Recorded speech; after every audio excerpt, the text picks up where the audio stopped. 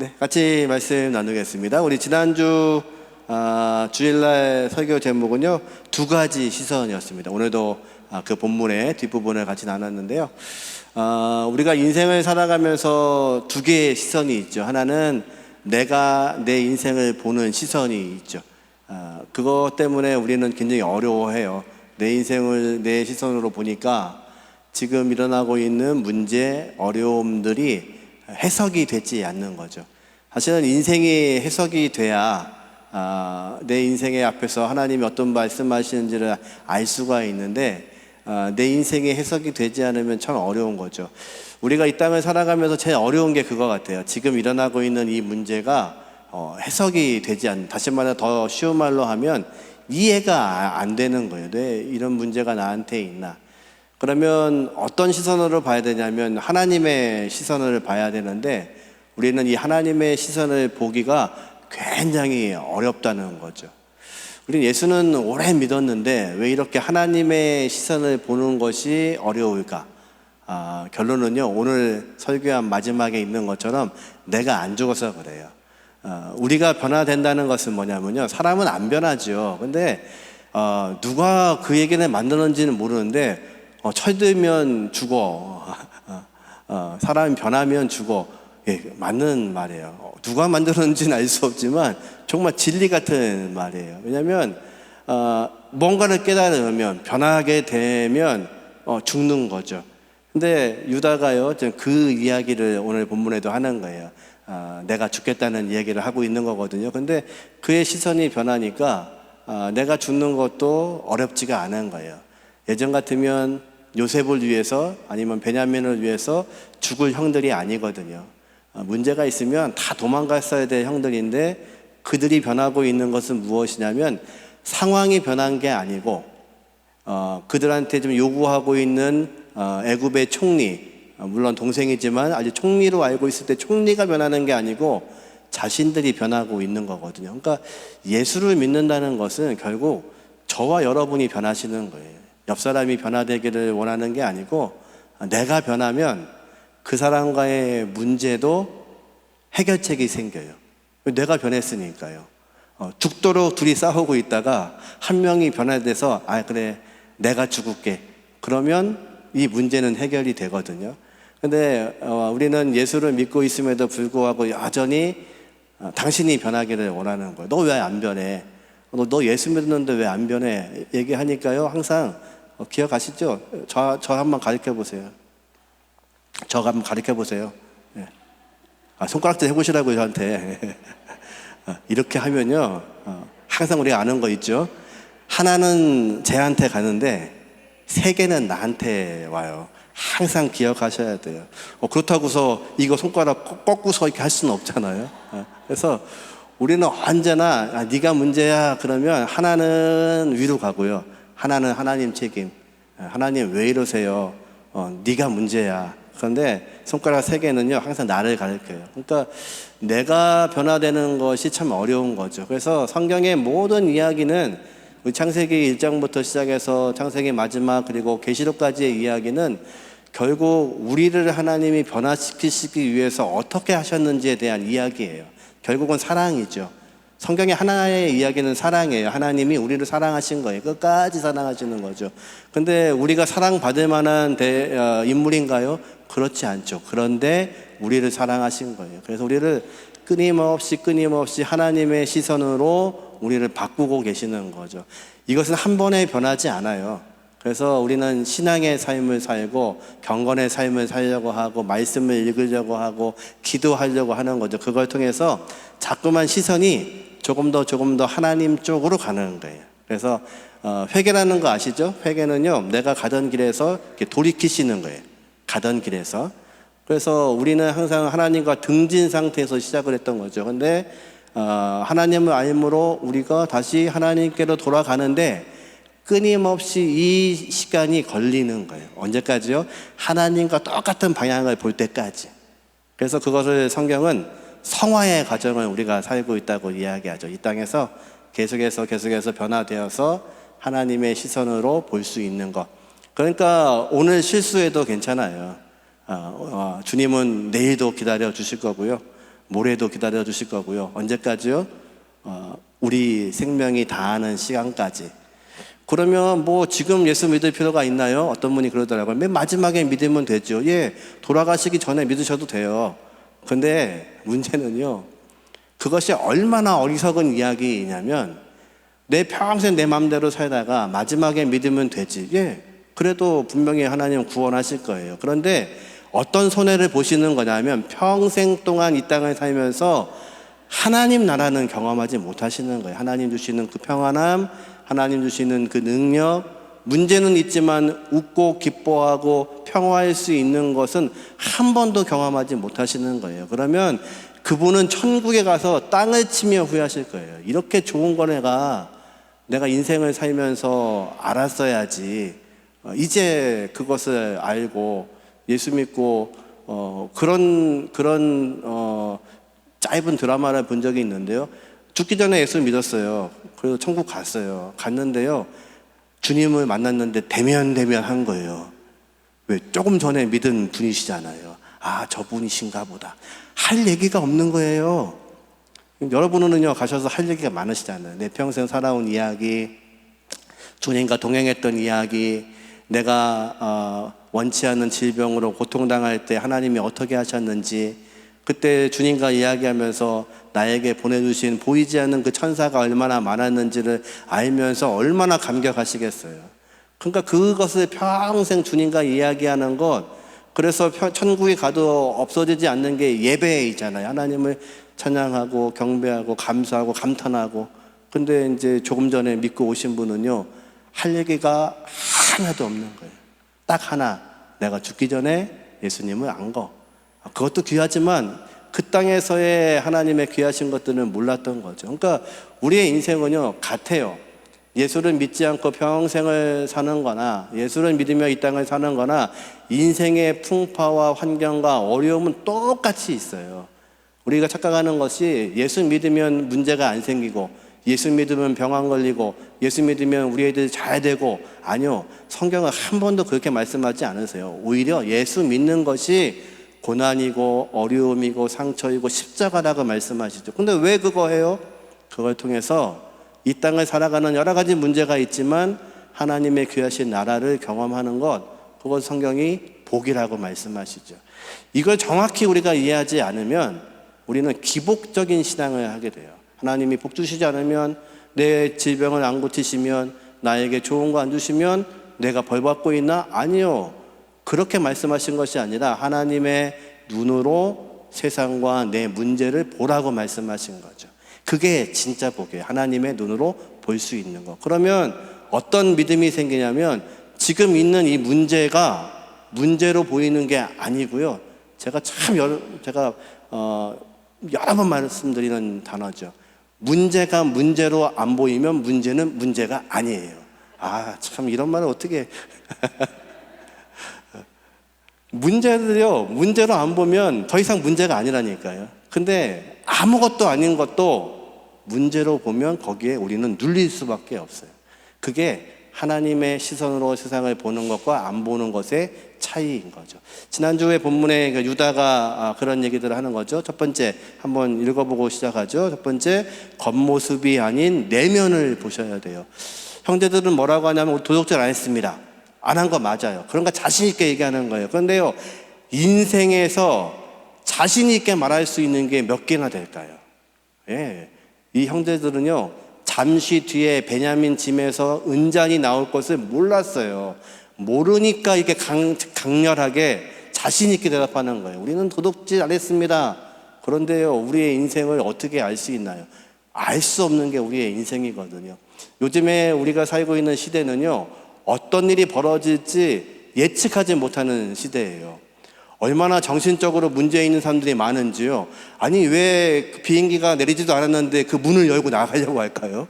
예, 이런 일들이 벌어지는 시대에 우리가 살고 있잖아요. 그러니까 우리한테 어떤 재앙이, 어떤 문제가 닥칠지 모르는 시대에 살고 있어요. 예전 같으면 상상도 못하는 일들이 갑자기 생기는 시대에 살고 있죠. 그런데 그 형들은 뭐라고 자신하냐면, 우리는 도둑질 안 했습니다. 예, 도둑질은 안 했죠. 근데 내면에 그들은 여전히 죄인인 거죠.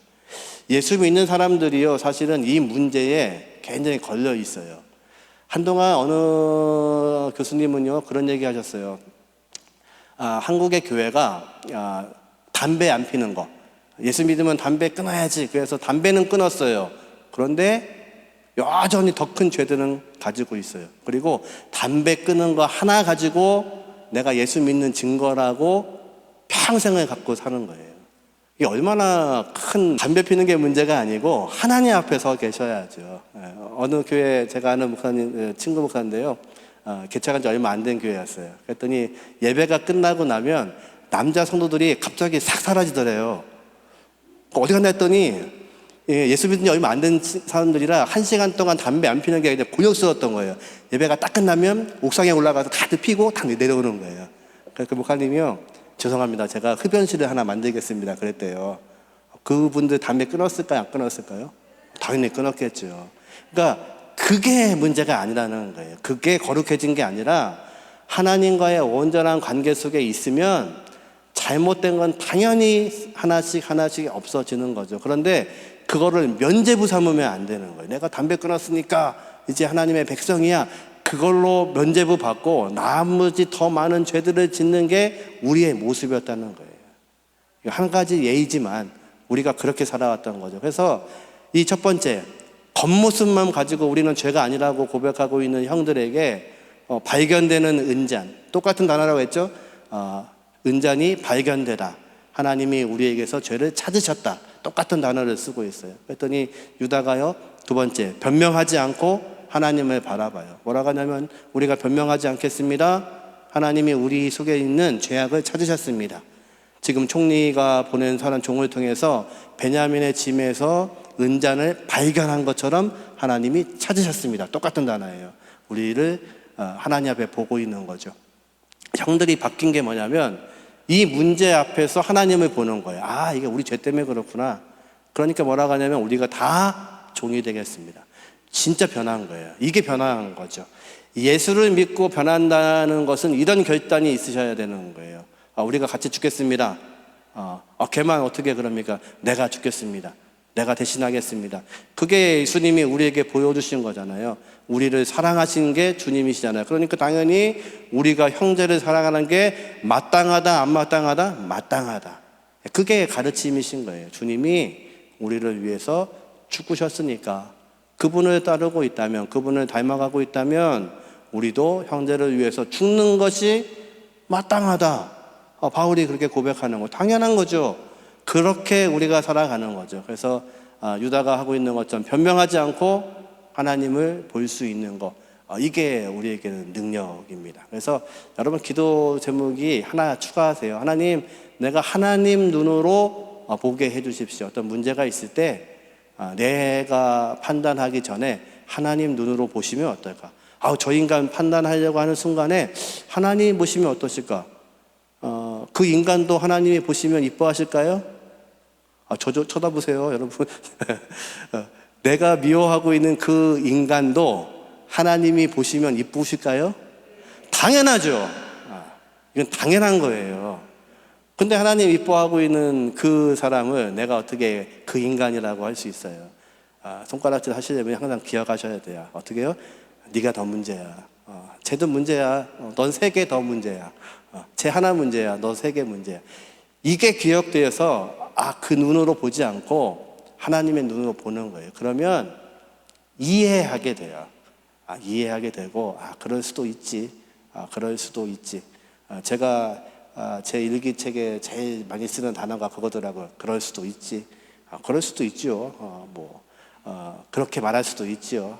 그렇게 할 수도 있죠. 그렇게 일할 수도 있죠. 그것이 용납되지 않으면 여전히 우리는 우리의 눈으로 이 땅을 살아가는 거죠. 그러면 하나님 앞에 섰을 때, 주님 앞에 섰을 때 이거 분명하게 평가받으실 거예요.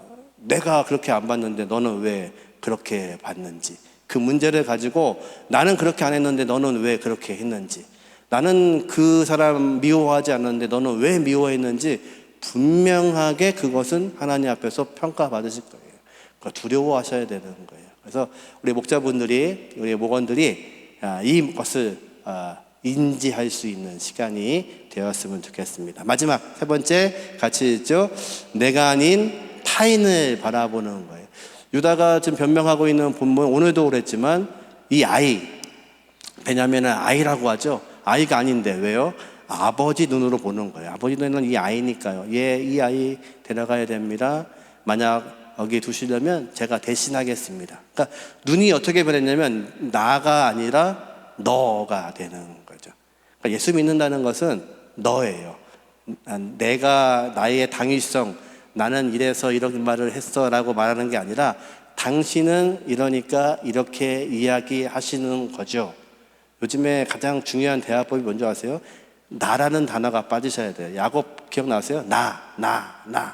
그 세겜에서 문제가 생겼을 때 뭐라고 하냐면 너희 때문에 내 가정이 내가 죽게 되었다고. 끊임없이 나를 말하는 게 야곱의 인생이었잖아요. 그런데 저와 여러분도요, 어떤 문제가 생기면 나 중심이에요. 내가 어떻게 해야 되나? 나한테 손해가 가는데 내가 왜 당신한테 손해봐야 돼? 나는 왜 그런 말 못해? 아니라 이 내가 너로 바뀌셔야 돼요. 당신이 그래서 그런 얘기를 하는군요. 당신은 그런 상황이니까 그렇게 말할 수밖에 없군요. 당신이 말하는 것도 이해는 되지 않지만 무슨 말인지는 알겠어요. 이게 바뀌어야 되는 거죠. 그게 예수를 믿고 있는 사람의 변화된 모습이에요. 그래서 당신이 변화되기 전에 내가 변할 수 있는 시간이 되었으면 좋겠습니다. 질문 같이 한번 읽어보겠습니다. 1번, 인생의 문제 앞에서 확신을 가졌지만 뜻대로 되지 않았던 경험은 무엇입니까? 밑에 파란색 글씨 보니까요, 야곱의 형제들은 도둑 누명에 강하게 확신을 가졌지만 이것이 그들을 큰 시험에 빠지게 돼요.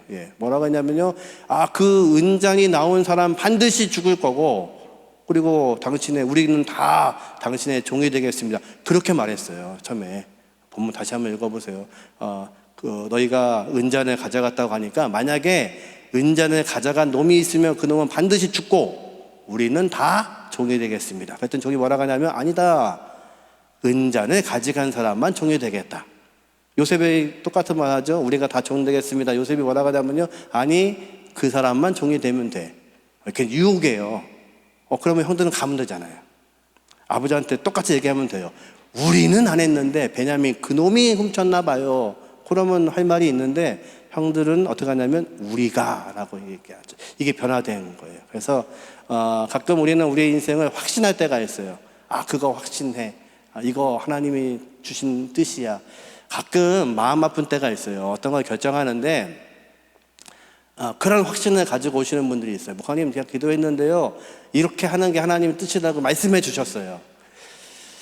말씀해 주셨다니까 제가 할 얘기는 없는데, 그러면 그 말씀을 다른 사람들도 같이 공감을 해야 돼요. 예를 들면 내가 결정을 했는데 내 남편도 거기에 동감이 되고 내 가족도 동감이 돼야 되는데 아무리 봐도 그분만 확신이 있는 거예요. 그리고 나중에 한참을 지나서 무슨 얘기를 하냐면 그거 하나님 주신 생각이 아니었었나 봐요. 그거의 문제는 무엇일까요? 우리의 인생은요, 확신할 수 있는 게 하나도 있다 없다? 없어요. 그래서 우리는 항상 모든 것을 결정함에 있어서 하나님의 생각이 필요해요.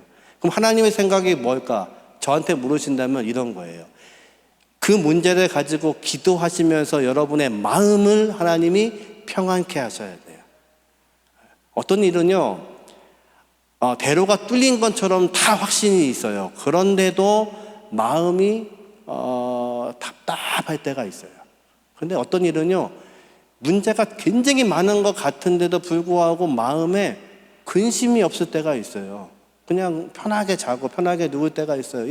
그거 하나님이 말씀하시는 거예요. 제가 아는 한 분이요, 어느 부동산을 최근에 사야 될 상황이 생겼어요. 그런데요, 너무 싸게 나온 거예요. 그러니까 부동산에서요, 수시로 전화가 오는 거죠. 지금 몇 명이 달려오고 있고 마음이 불안해지신 거예요. 저거 당장 잡아야겠구나. 그래서요, 정말 무리를 해가지고 그거를 잡으려고 가다가 교통사고가 났어요. 접촉사고가 나가지고 크게는 안 다쳤는데 그거 해결하고 갔더니 다른 사람이 계약을 해버리는 거예요. 얼마나 답답해요. 이게 좀 하나님 기회였는데. 그래서 막 땅을 치시더라고요. 목사님 그거 안 됐다고. 근데 제 마음 가운데 툭 던진 말이 있어요. 집사님 그거 안 주셨으면 다른 거 주시겠죠. 근데 한참 있다가 하시는 말씀, 그 건물이 문제가 있는 건물이었어요. 그거 안 사기 정말 다행이에요, 목사님. 그래서 다른 게 나왔는데 그거보다 더 어렵지만 하나님 주신 것 같아요. 예. 그러니까 하나님의 일 가운데 우리가 앞서가는 거 그거 위험해요. 그래서 어떤 걸 결정하실 때 한 가지 방법, 가장 좋은 방법은요, 묵상하시고 기도하시는데 마음이 편해지셔야 돼요. 그리고 이 마음 편한 것이 함께 마음 편하고, 또 기도해주는 우리 구역, 우리 목장의 식구들이 같이 기도할 때 같이 마음이 편하셔야 되는 거죠. 그걸 위해서 중보 기도 제목들도 같이 나누는 시간 되기를 원합니다. 두 번째, 같이 있습니다. 질문, 말씀을 통해서 변화된 나의 시선은 무엇입니까? 여러분, 내가 말씀 읽으면서 하나님 주시는 은혜로 내 시선이 변화된 게 어떤 게 있나? 여러분 간증해 주세요. 그래서 내가 이런 상황들이 있었는데 내가 이걸 통해서 하나님이 새로운 눈을 보게 해주시고 그 일을 하게 되고 하나님이 함께 하셨어. 이런 간증들이 여러분의 목장에 있어서 하나님의 시선을 볼 수 있는 계속된 시간들이 여러분에게 함께 하시기를 주님의 이름으로 축원합니다. 창세기 이제 마지막 이제 맞춰지는 중에 있는데요. 그거 아시죠? 원래 그 곰국은요, 그 고기를 막 넣고 푹 삶아서 맨 마지막이 진국이라는 거 아시죠?